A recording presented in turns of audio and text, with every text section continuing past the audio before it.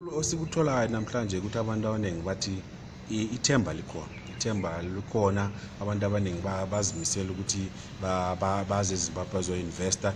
I-government yona ebesho lo umongameli sithi Zimbabwe is open for business. U-Deputy Ambassador layo utsho kanjalo, reiterated the fact ukuthi iZimbabwe is open for business. So i-government yona ingathi ivula izandla, ifuna ukwamukela wonke umuntu ofuna ukuinvesta. Ama-investor lawo athi kule ndaba eziningi ezithile okumele zilungise. Oqala, one of the issues that came out indaba ye-currency, I think kumele silungise indaba ye-currency.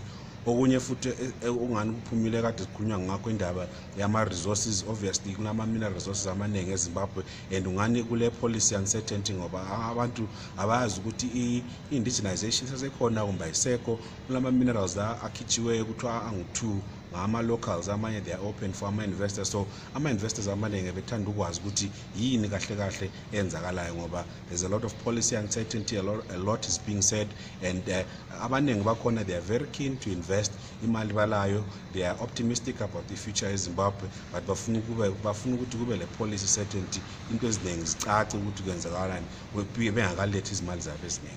Okunye futhi okuphumulayo ukuthi abantu beseZimbabwe abangaphandle kwelizwe diaspora mele bephenduke labo bezoyenza eyabo part, they need to come and play their part in rebuilding the economy. uTrevor Ncube uthi yena kunzima ukuthi thina njenge-diaspora sizame ukuyakha ilizwe singekho elizweni. So mele siphenduke, sishiye ama-attitude ethu ngaphandle, sibe sizoyakha ilizwe kwenzela ukuthi iZimbabwe ibe le future enhle.